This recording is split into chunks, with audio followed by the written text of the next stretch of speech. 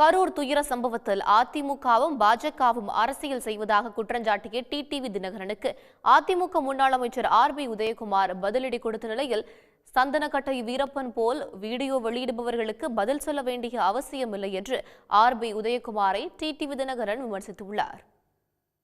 Sir, இப்ப கரூர் விவகாரம் தொடர்பாக முழு உண்மையும் வெளிக்கொண்டு வருவோம்னு சொல்லிட்டு தமிழக முதல்வர் எக்ஸ்தலில் பதிவிட்டிருக்காங்க. ஆமா, உண்மைதான். முதலமைச்சர் பொறுப்பாக தான் போன சனிக்கிழமை அவர் செயல்பட்டு வருவதாக தான் தமிழ்நாடு அரசாங்கமாக இருக்கட்டும், காவல்துறை சரியாகத்தான் செயல்பட்டு வருவதாகத்தான் நான் நினைக்கிறேன்.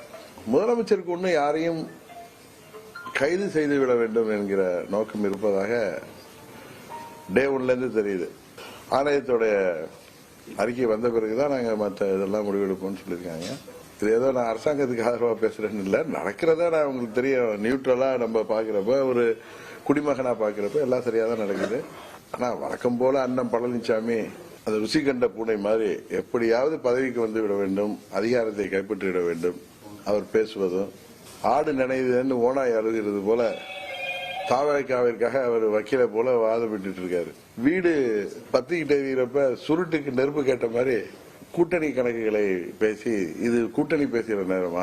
பாரதிய ஜனதா கட்சி சார்பாக ஒரு குழு வந்ததுதான் உண்மையிலேயே பழனிசாமிக்கு இணையாக பாஜகவும் அரசியல் செய்வது உண்மையிலேயே வருத்தம் அளிக்கிறது.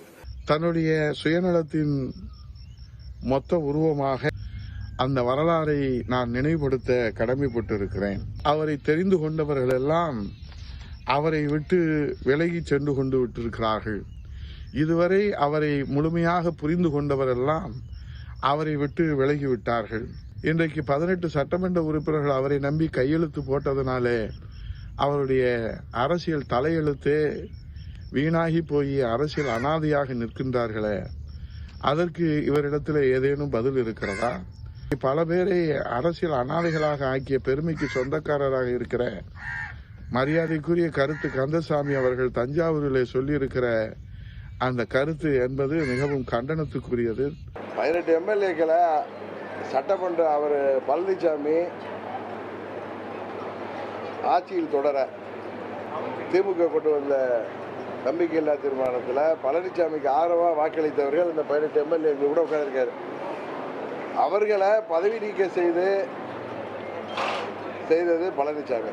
அதான் சொல்றேன், தம்பி உதயகுமார் பேசுறதா இருக்காது, அதான் மார்பிங்கா இருக்க போகுது. இல்லாட்டி எங்கேயாவது சதுரகிரி மலையில எல்லாம் யாரும் பிடிச்சி வச்சுட்டாங்களான்னு பாருங்க, போலீஸுக்கு சொல்லுங்க. அவர் தப்பா சொல்ல மாட்டாரு, அவர் சரியா சொல்லுவாரு. இது மாதிரி சந்தன கட்ட விருப்பம் மாதிரி இது மாதிரி திடீர்னு வீடியோ விடுறவங்களுக்கு எல்லாம் பதில் சொல்ல வேண்டிய அவசியம் நமக்கு இல்லை. உடனுக்குடன் செய்திகளை தெரிந்து கொள்ள சன் நியூஸ் பெல் ஐகானை கிளிக் பண்ணுங்க.